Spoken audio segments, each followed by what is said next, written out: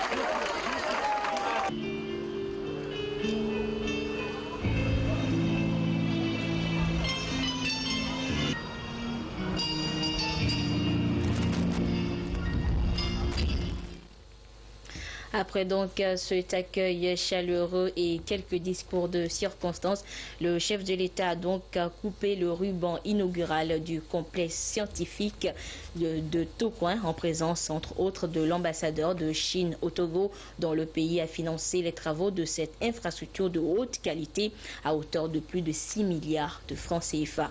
Retour sur la cérémonie inaugurale avec Aimé Abali.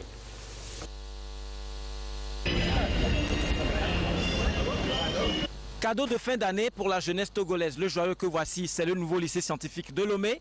Il a été inauguré ce jour par le président de la République. C'est le fruit de la coopération sino-togolaise. Plus de 6 milliards de francs CFA ont été investis dans ce chantier pour une éducation de qualité au service du développement du pays.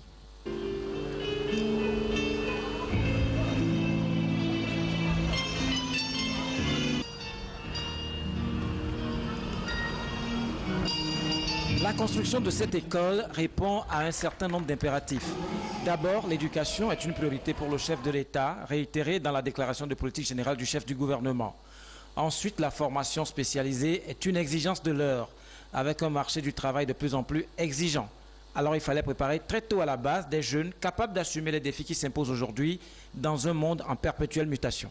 Les jeunes Togolaises et les jeunes Togolais sont très brillants, ont beaucoup de qualités et nous voyons aussi parce que si vous voyez les résultats de ces élèves, ils sont d'abord jeunes et je crois que les moyennes sont très élevées. Je parle de 15 et au-delà. Il y a plusieurs mentions.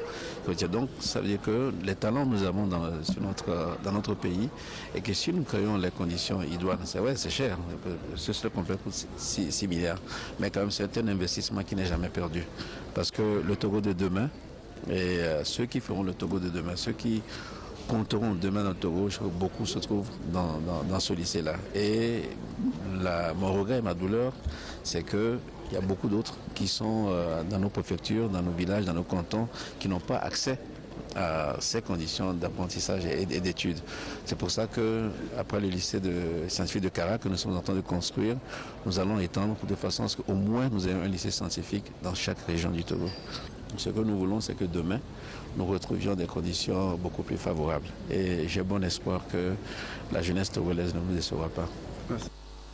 Voici les tout premiers bénéficiaires du centre. Ils ont saisi la balle au rebond et s'engagent à être les artisans de leur propre bonheur et de celui de leur pays, le Togo, lors de l'humanité.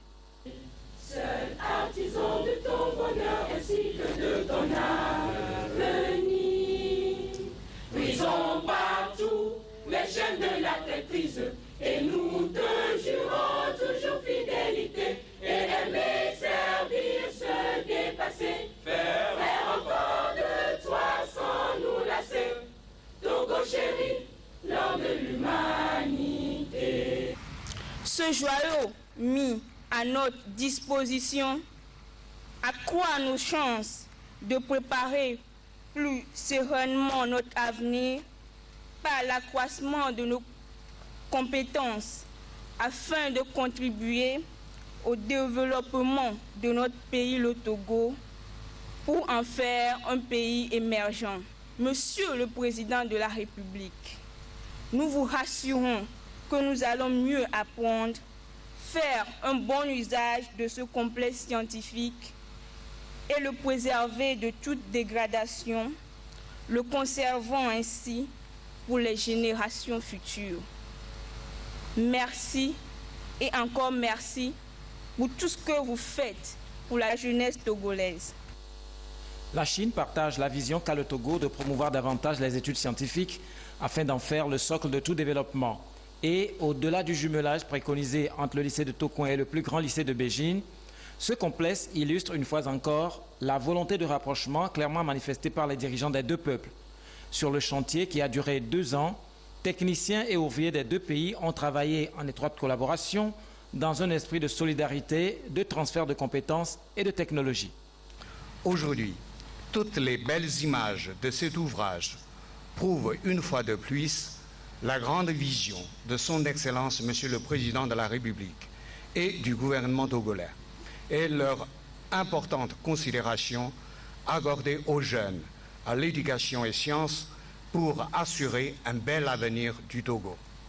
Les relations de coopération entre la Chine et le Togo, dans le cadre de solidarité sud-sud et de caractère gagnant-gagnant, s'avèrent excellentes et s'élargissent dans les différents domaines.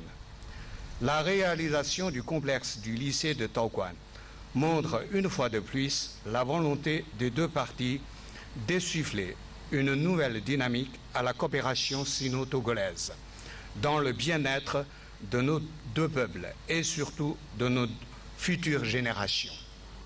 La conférence mondiale sur la science tenue il y a plus de 10 ans à Budapest en Hongrie appelait les dirigeants du monde à accorder une priorité à l'amélioration de leur système d'enseignement scientifique en veillant à éliminer les discriminations envers les groupes défavorisés et en œuvrant à une meilleure sensibilisation du public. Le président Faure a renchéri en 2013 lors du Conseil présidentiel sur l'avenir de l'enseignement supérieur et de la recherche au Togo en exprimant le vœu selon lequel la recherche scientifique doit sortir des sentiers battus en devenant un instrument privilégié d'innovation au service du développement économique et social. Ce lycée scientifique constitue le début de concrétisation de ce rêve. Excellence, Monsieur le Président de la République, toute la communauté éducative ici rassemblée, vous adresse par mon humble voix sa plus vive et très différente reconnaissance. Ce complexe restera, à n'en point douter, et pour plusieurs générations de jeunes scolaires, le symbole vivant de l'amitié et de la coopération active entre les peuples du Togo et de la République populaire de Chine, ainsi que la preuve de leur engagement partagé pour la promotion de la science au service du savoir, du progrès, de la paix, du développement, bref, une science dans la société et pour la société. Puissent les utilisateurs de ce complexe s'en approprier réellement, en faire bon usage et surtout en tirer le meilleur profit pour le progrès de notre pays. En effet, un investissement de 6 368 millions, cela mérite beaucoup d'entretien et de suivi pour des résultats probants. Les premiers fruits sont attendus dans quelques années. De futurs physiciens, chimistes, mathématiciens et ingénieurs en perspective.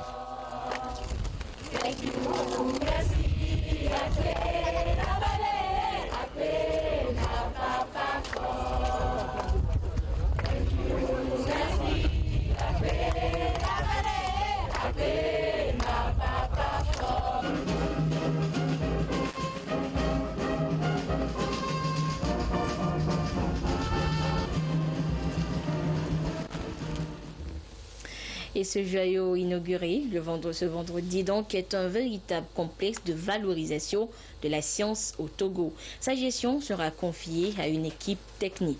Le complexe scientifique du lycée de Tokoin a plusieurs blocs de bâtiments. Physique, chimie et SVT sont les spécialités qui seront développées.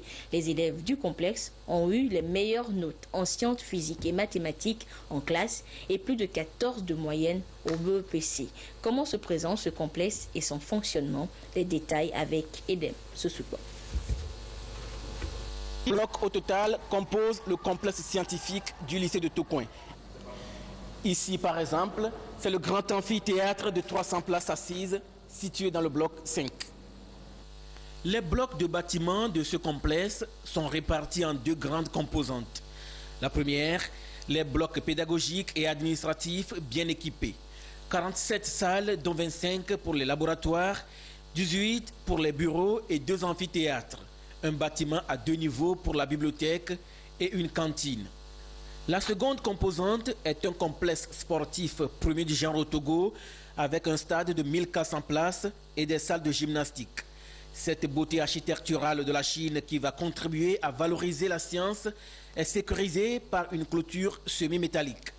Sa gestion sera rigoureuse et coordonnée pour mieux préparer les élèves aux études postsecondaires. Dans les prochains mois, nous allons mettre en place une structure de gestion de cet ensemble et qui permettra aux autres établissements de la place, ou peut-être, et pourquoi pas d'ailleurs, de bénéficier également de ces infrastructures. Ce complexe scientifique que vous venez de voir, ce n'est pas le complexe scientifique uniquement dédié aux élèves du lycée scientifique. L'université de Lomé, l'université de Kara forment d'excellents professeurs de physique, de chimie, de sciences naturelles. Et dans ces lycées, ce sont ces anciens étudiants des 2 universités publiques, puis ceux venus des universités de la sous-région et d'ailleurs qui vont participer à l'encadrement. L'équipement prévu porte sur les laboratoires de physique, chimie, sciences de la vie et de la terre. Un parc informatique de plus de 300 ordinateurs est mis à la disposition des apprenants et du corps enseignant. Si vous voyez l'ensemble des laboratoires, l'équipement est destiné à permettre aux enseignants d'encadrer les élèves de seconde, de première et de terminale dans les filières scientifiques de la meilleure façon possible. Et croyez-moi, nos élèves formés dans cet environnement seront suffisamment outillés pour intégrer les meilleures universités à travers la planète. La Chine soutient donc la promotion d'une éducation de qualité au Togo, une coopération sud-sud visiblement dynamique. Chaque année, nous avons une coopération sur les bourses. Il y a beaucoup de jeunes, une cinquantaine, une soixantaine de jeunes qui étudient maintenant en Chine pour leur doctorat ou bien maîtrise. Et aussi, chaque année, nous avons près d'une centaine de stagiaires de divers départements du Togo qui font leurs études ou stages en Chine. Le sujet de ce stage touche de divers domaines. L'urbanisme, ingénierie, et les routes, les ponts, tout ça. Et j'espère, comme vous le souhaitez, élargir les domaines. Voilà. Fruit d'une relation d'amitié et de coopération vieille de 43 ans, ce joyau n'est pas le premier du genre construit par la Chine au Togo. La République populaire de Chine s'investit dans plusieurs domaines au Togo. Elle a déjà réalisé des infrastructures routières et sanitaires. La coopération entre la Chine et le Togo se renforce davantage et s'illustre également dans les secteurs de l'agriculture et le financement des infrastructures de l'information et de la communication. Voilà donc ce qu'on pouvait retenir de ce nouveau complexe scientifique de Tocoin, situé donc dans l'enceinte du lycée de Tocoin de Lomé. Et peu après cette inauguration, le chef de l'État a reçu en audience cet après-midi au palais de la présidence de la République Ousmane Diagana, directeur des opérations pour le Togo à la Banque mondiale. En fin de mission, il est allé faire ses adieux au président Faure Gnassingbé et échanger avec lui sur les prochains projets d'appui de l'institution dans notre pays. La problématique du développement, l'emploi des jeunes, les infrastructures et la croissance inclusive sont les priorités de l'engagement de la Banque au Togo. Nous écoutons M. Diagana au micro de Arnaud Kilio. Je suis directeur des opérations de la Banque mondiale pour le Togo, une position que j'occupe depuis 2 ans. J'arrive au terme de cette mission parce que je dois rejoindre notre siège à Washington. Donc il était normal que je vienne dire au revoir à M. le Président de la République et saisir l'occasion pour le remercier personnellement pour sa disponibilité, pour les orientations qu'il nous a données, ce qui nous a permis de travailler dans de très bonnes conditions au Togo pendant ces 2 dernières années, où on a développé de nouvelles opérations, où on a augmenté la qualité de la mise en œuvre des projets qui existaient, et où également on a lancé une réflexion pour la préparation d'une stratégie qui va aider le Togo sur le moyen et le long terme pour adresser les problématiques de développement auxquelles il reste confronté. Et dans les discussions, on a pu justement échanger autour de ces problématiques de développement. Et évidemment, il y a les questions de l'emploi des jeunes, il y a la question du niveau de croissance et comment rendre cette croissance inclusive. Il y a la question du renforcement de la croissance.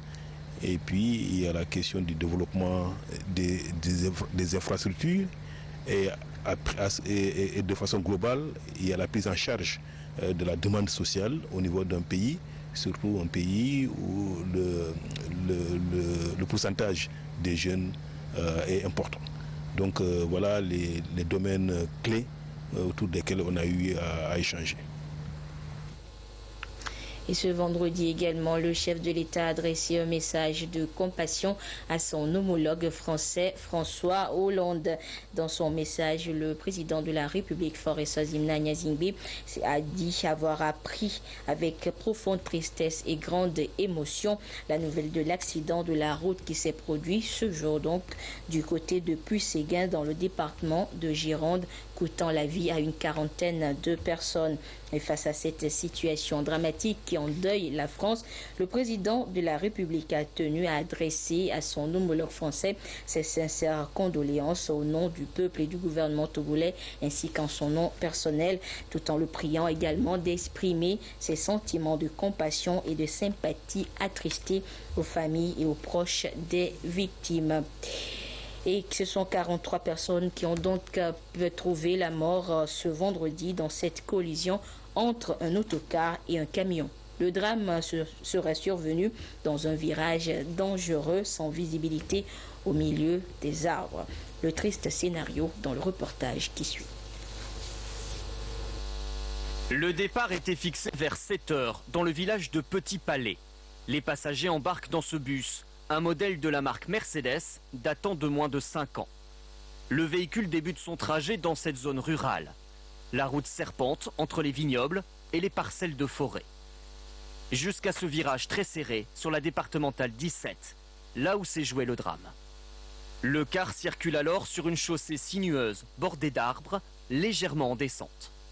En sens inverse, un camion de transport de bois non chargé ce matin. Pour une raison inconnue, à l'entrée du virage, le camion se déporte sur la gauche. La cabine tourne. Le bus vient alors percuter de plein fouet la remorque du camion. Un choc violent sur un tronçon réputé dangereux. Une série de virages quand même assez difficiles. Et oui, il y a déjà eu des accidents, mais jamais quelque chose qui approche cela. C'est un virage très dangereux. Pourquoi c'est un virage dangereux? Parce que de gros camions comme ça qui se croisent, ça va pas loin. Hein. Ouais. Si vous n'êtes pas à votre place, ça y passe. Hein. Sur ces images de la route, impossible de voir si quelqu'un arrive en face. Ce retraité, ancien chauffeur de bus, connaît bien ce passage, très délicat. Pour prendre le virage à 40 à l'heure, c'est le maximum qu'on pouvait effectuer. C'était étroit et c'était vraiment très, très rond. Il y a un talus sur le côté, on n'y voit rien. Pour le ministère des Transports, toutefois, cette route n'était pas un point noir. D'après le procureur, d'autres éléments seront examinés. Seules les investigations sur les conditions de circulation et sur le traçage à la fois du bus et du poids lourd permettront d'en savoir plus sur la vitesse des véhicules et sur la façon dont l'accident s'est déroulé.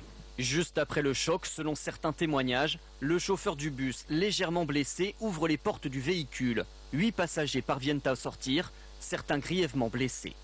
Une autre voiture arrive juste derrière.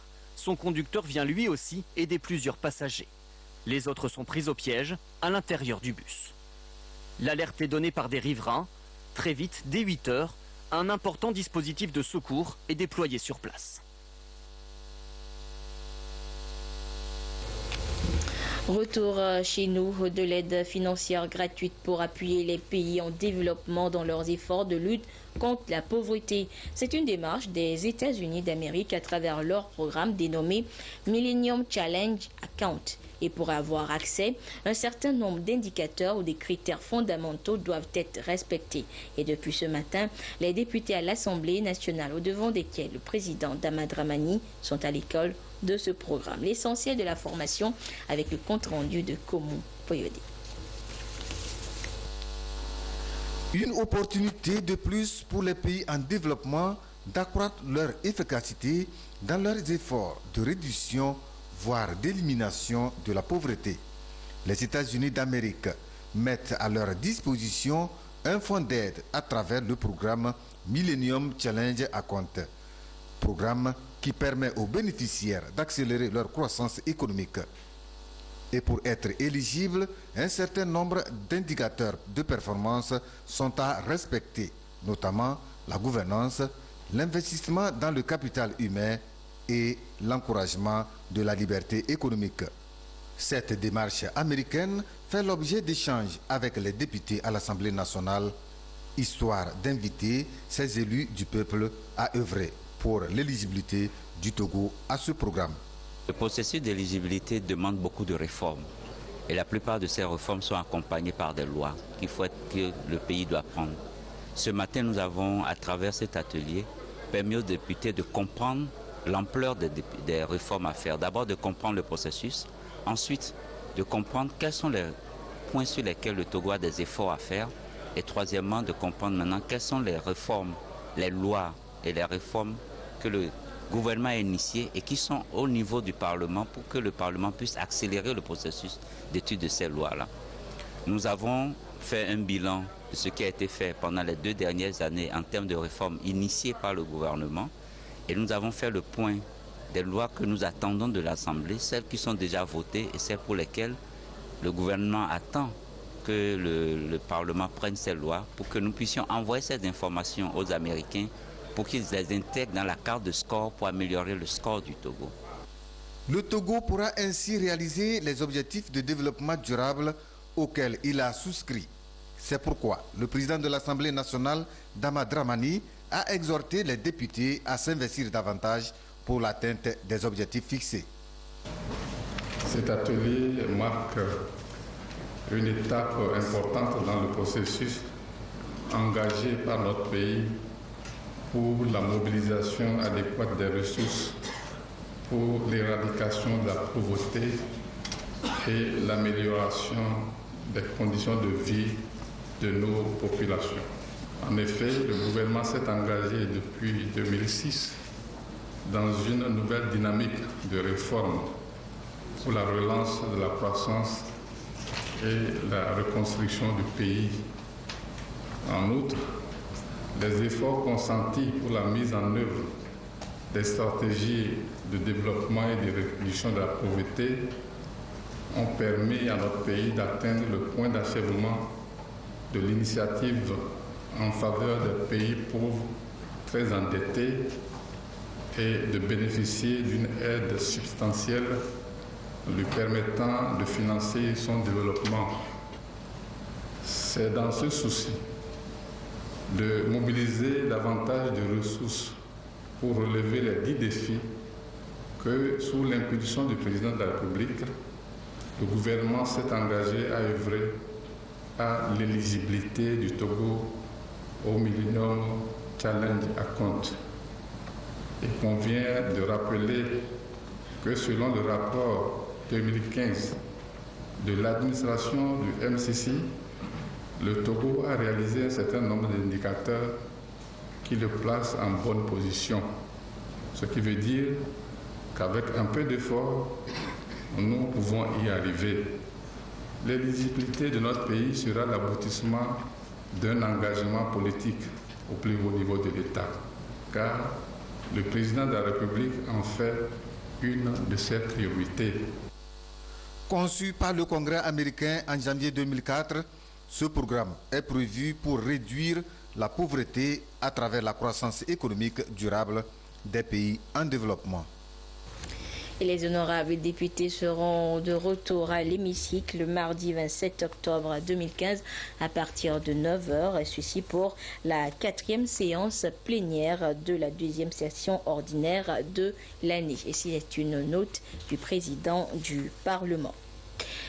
Les 9 membres du Conseil supérieur de la magistrature, je vous le disais en titre, ont pris fonction ce vendredi pour un mandat de 4 ans. Nommés par décret présidentiel, ils auront pour mission de coordonner les actions du corps des magistrats et d'en assurer la discipline durant leur mandat. C'était ce matin à la Cour suprême de Lomé. Augustin Kossi, Charlotte Moussimet. Ils viennent d'être officiellement installés, les membres de la 5e mandature du Conseil supérieur de la magistrature. À la tête de cette nouvelle équipe, Akapovi Gamato va s'atteler pendant 4 ans à faire du Conseil supérieur de la magistrature un organe de gestion et de discipline du corps des magistrats. Je saisis cette opportunité pour une fois encore rappeler à l'ordre tous les magistrats qui ont choisi de ramer à contre-courant, en foulant aux pieds l'éthique professionnelle, banalisant ainsi les mauvais comportements, à savoir la corruption, le harcèlement des justiciables, l'encouragement du phénomène des démarcheurs, la mauvaise gestion des dossiers en termes de multiples renvois injustifiés et de prorogations injustifiées des délibérés, des inconduites notoires en ville, des relations amoureuses de certains magistrats avec des femmes dont on a en charge les dossiers de divorce, l'encouragement au non-droit, etc. À tout cela, je rappelle la nécessité de s'autodiscipliner à tout point de vue pour une magistrature disciplinée qui inspire confiance et respect. Le nouvel engagement des magistrats est basé sur la politique des 3 M, la motivation, la moralisation et la modernisation. C'est d'abord pour leur propre notoriété, ensuite le respect de l'éthique et de la déontologie de la profession et enfin le respect de la personne humaine. Je lance donc un appel pressant à toute la population en général et aux acteurs judiciaires en particulier, surtout les magistrats, pour notre autodiscipline, afin de répondre aux attentes légitimes du peuple. Et c'est sur ces mots que j'invite instamment toutes les bonnes volontés à faire l'effort nécessaire pour qu'après nous, l'on puisse s'exclamer ainsi. Quand ils étaient arrivés, il n'y avait pas de justice. Quand ils sont partis, il n'y a plus d'injustice. Le Conseil supérieur de la magistrature joue un important rôle dans le recrutement, la nomination et l'avancement des magistrats. Il siège aussi comme conseil de discipline des magistrats, intervient dans la procédure des recours en grâce, dans les questions relatives à l'indépendance de la magistrature et à la recherche des solutions aux revendications des magistrats. Tout individu peut saisir le conseil, mais d'abord, il doit passer par le garde des Sceaux qui ouvrira au préalable une enquête administrative. Et notez que l'émission Au cœur de la nation de ce soir revient en détail sur les bilans de la mandature précédente, c'est-à-dire la 4e. Et ce sera donc avec son président et plusieurs autres membres de ce conseil. Au cœur de la nation, ce sera à partir de 21h sur la télévision togolaise. La suite de cette édition à présent, quelle est la situation du trafic des drogues dans la sous-région ouest africaine? La commission mise en place par l'ancien secrétaire général de l'ONU, Kofi Annan, a la réponse. Elle a sillonné 8 États de la région et a livré ses conclusions à la presse togolaise hier. Le contenu du rapport avec Ramdan Bassina. L'Afrique de l'Ouest, selon nombre d'observateurs, est une plaque tournante du trafic de drogue. La situation devient de plus en plus inquiétante en ce sens qu'elle est aussi une zone de consommation. Comment enrayer ce phénomène qui menace la santé publique et nuit au développement des États? La Commission ouest-africaine sur les drogues a mené son enquête dans 8 pays d'Afrique de l'Ouest. Elle livre ici ses conclusions. Il y a un bon nombre, 1 million et quelques, presque 2 millions de consommateurs. Il faut que quelqu'un s'occupe de la santé, une certaine protection, parce que nous sommes là, nous sommes des humains. On doit traiter les questions aussi avec un esprit humaniste.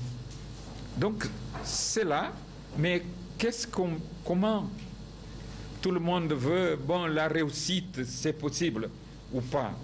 Non, de mon point de vue, l'effort doit être fait pendant longtemps. Ça exige un effort progressif et successif.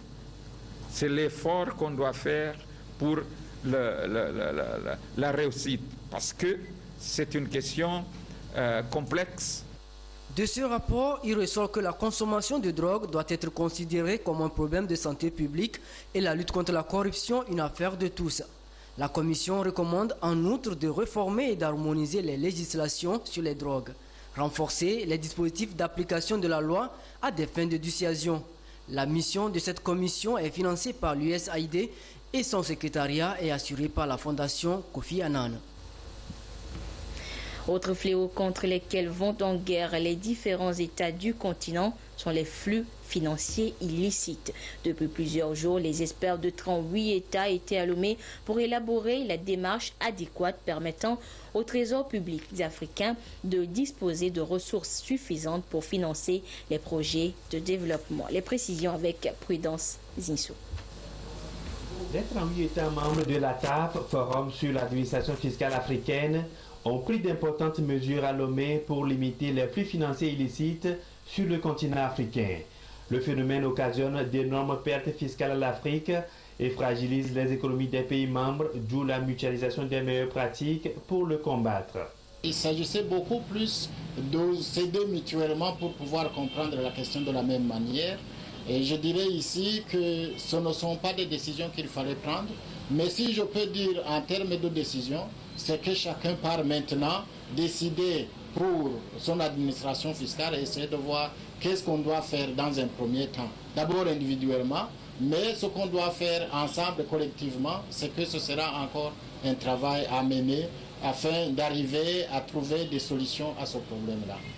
La conformité des multinationales africaines aux normes définies par la TAF a occupé une place importante lors de ces assises. Elles sont sommées de publier désormais leur situation financière dans chaque pays membre de la TAF pour plus de transparence. The implementation of the different recommendations that have come through. Nous avons pris des décisions qui vont d'ailleurs même être commencées à être appliquées l'année prochaine. L'année prochaine, il sera question de tout faire pour intégrer les changements nécessaires dans les lois pour pouvoir être conforme aux dispositions et aux enseignements, j'allais dire aux exposés qui ont meublé la conférence. And ensure that we profit the most from this change in the international tax environment. La conférence s'est également penchée sur des sujets relatifs à l'avenir de la TAF, notamment le plan stratégique de cette organisation pour 2016-2020 qui prend en compte l'environnement fiscal mondial actuel. En bref, dernier meeting et rassemblement en Côte d'Ivoire pour le compte de la présidentielle de dimanche prochain. Un dernier jour de campagne marqué par l'annonce du retrait de Charles Konan Banny de la course présidentielle. L'ancien Premier ministre ivoirien est donc le troisième candidat à se retirer de la course à la magistrature suprême ivoirienne. Promouvoir l'humour au Togo pour en faire une référence dans le panier des activités culturelles dans notre pays. C'est le défi que s'est lancé depuis 2 ans l'humoriste Gogoligo en organisant un spectacle. Et l'édition de cette année, ce sera en décembre prochain et Gogoligo sera en duel avec l'Ivoirien Abbas. L'information a été portée à la connaissance de la presse cette semaine. Désiré Dagovi Ramdan Bassina pour le compte rendu. Bientôt sur scène, le comédien Gogoligo du Togo, Souké du Burkina Faso et Abbas de la Côte d'Ivoire. Comme cela s'organise chaque fin d'année depuis 2 ans, les organisateurs annoncent déjà la 3e édition de leur festival d'humour. C'est un duel fatal entre le Togo, le Burkina et la Côte d'Ivoire. Maintenant, ça fait 3 pays. Pourquoi, dans les jours à venir, ne pas transformer ça en un festival et inviter les pays de la sous-région et pour que ça puisse s'accroître. Donc, on promet à la population d'autres choses, beaucoup d'innovations, comme on a reçu des conseils, des suggestions, des corrections, et ça nous permet de faire mieux.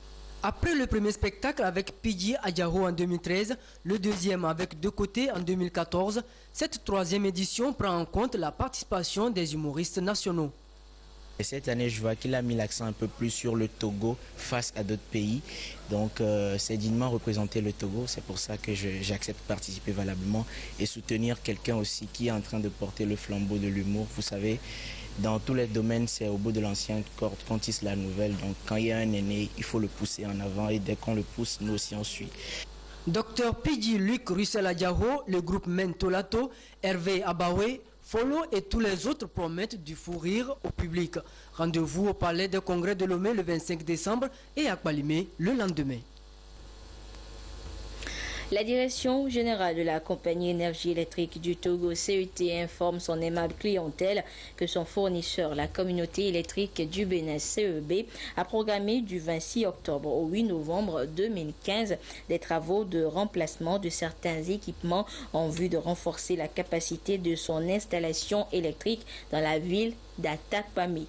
À cet effet, la fourniture du courant électrique connaîtra des perturbations dans la dite ville et ses environs pendant les travaux. La CET recommande que les appareils soient débranchés et ne soient remis en service qu'après le retour de l'électricité.